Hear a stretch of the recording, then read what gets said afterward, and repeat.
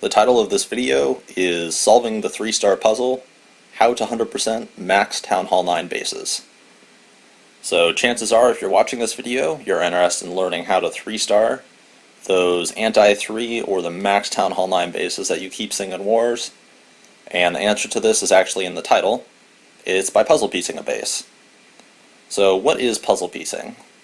Puzzle piecing is basically looking at a base, determining which parts of the base are weak to which types of attacks, and then choreographing your attack later on to exploit those weaknesses. So chances are when we all started this game, when we all started as Town Hall 9s, we started with either go wee wee or go wipe attacks. So you learn which types of bases are good for those. Then as you advanced, you probably added in hogs to the mix. You learned all the tight defenses are good for hogs. At some point you probably added in Go Laloon or Laloon attacks, and you learned how to exploit the air weaknesses.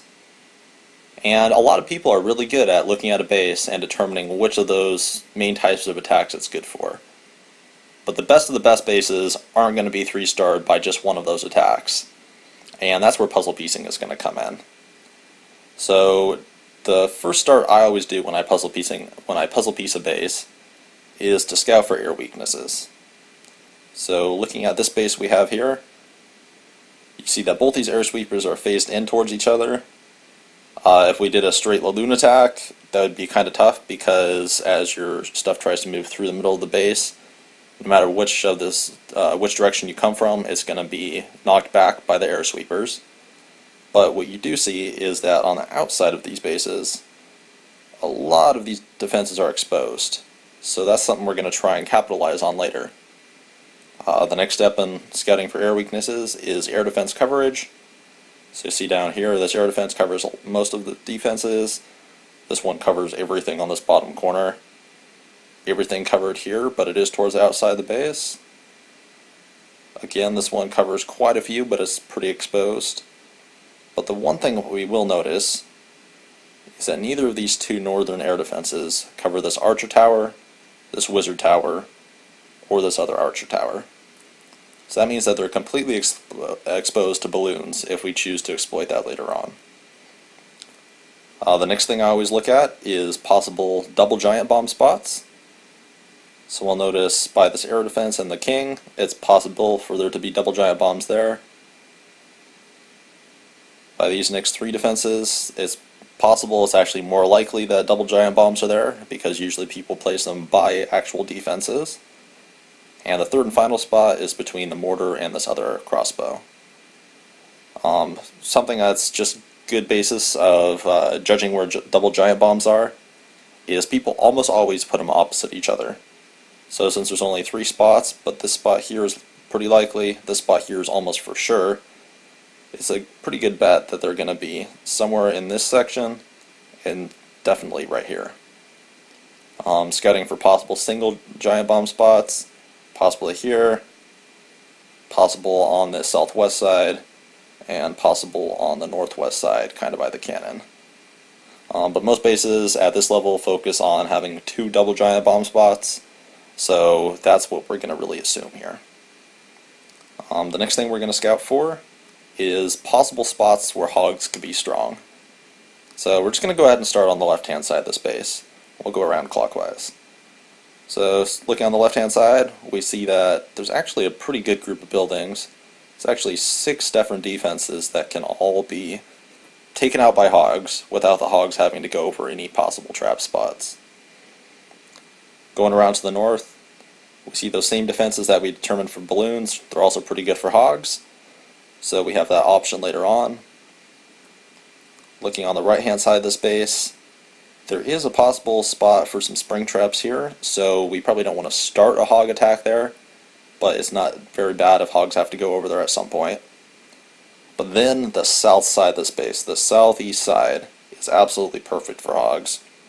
You'll see we have the mortar, the archer tower, the wizard tower, the crossbow. All the way up this side is a perfect spot for hogs. There's no spots for bombs, there's no spots for spring traps. The only danger on that entire side is actually the barbarian king. And looking on the opposite side where we had first started our scouting, this side is great too for hogs, except for the Archer Queen. We can't deploy hogs into the Archer Queen because she will absolutely tear them up. So we're going to focus on making our hog spot be this right-hand side of the base. It'll be really strong there. The next spot I always scout out, since we already did the heroes, is the clan castle. Usually I try and engage, usually on my attacks I try and engage it at the opposite side of the base from where it is. So if it's on the right hand side of the base, I try and engage it on the left hand side if I don't do a lure, and vice versa. But here our main thing is going to be taking out the clan castle and the heroes at the same time.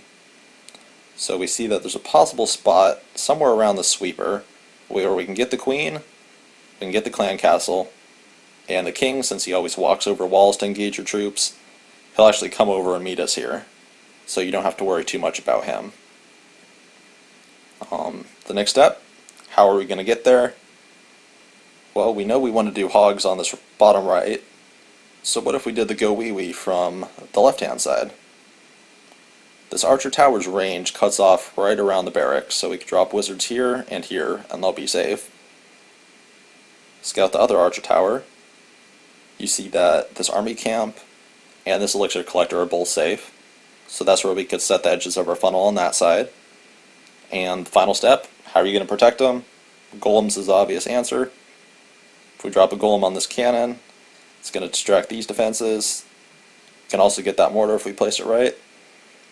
Looking on the other side, arch tower is not going to be a concern, but we want to get this mortar and the wizard tower and cannon. To do that, we're actually going to drop it on the cannon. And here's why we drop the golem on the cannon instead of the wizard tower. If you drop it on the wizard tower, your wall breakers that you drop, they're going to run right up the middle, hit this wall segment here, and the mortar and the wizard tower are going to both be firing on them. They're going to die. They're not going to blow up anything. So instead, when we drop our golem out here, on this corner here, the wizard tower and the mortar are distracted out there. That allows your wall breakers to run right up to that wall section and blow it up without being hit. So, going to blow it up there, going to blow it up here.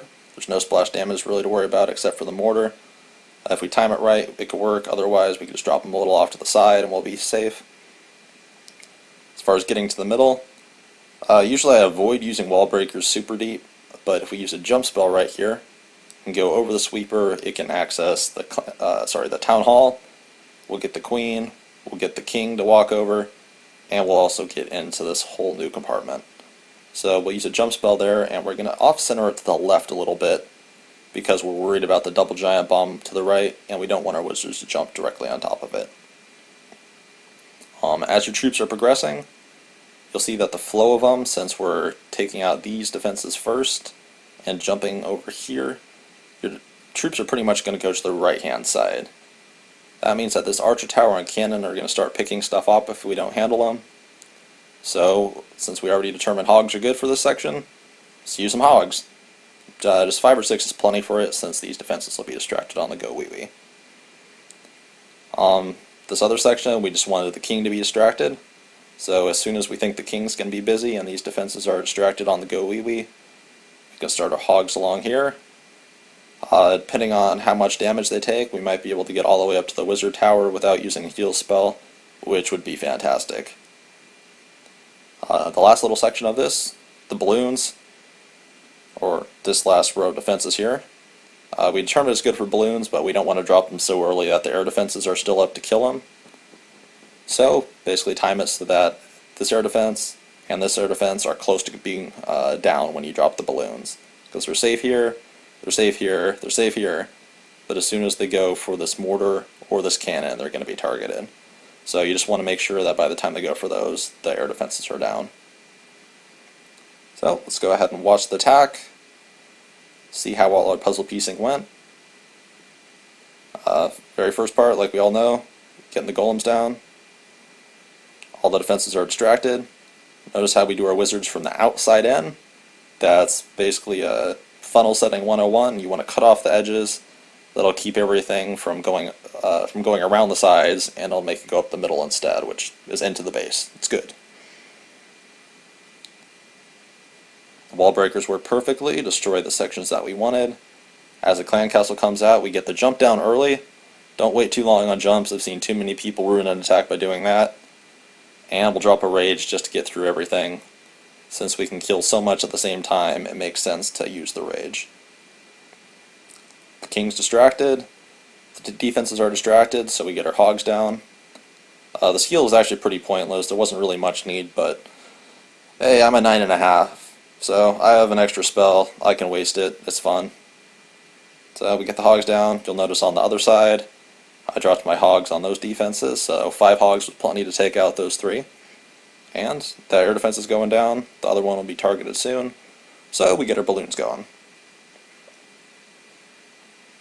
Just make sure to at least do 2 per defense. One's not enough to take out archer towers anymore, so you always want to do 2. See, these balloons are just about to come into air defense range, and our hogs are timed perfectly to take it out. So at this point, the base is completely dead. Dropped a couple cleanup wizards, dropped this wizard down here, dropped a wizard up here on the upper left hand side, and we're just letting our troops finish off this base. So a base that looked pretty scary to start with. Puzzle piecing actually made it pretty easy to 3-star.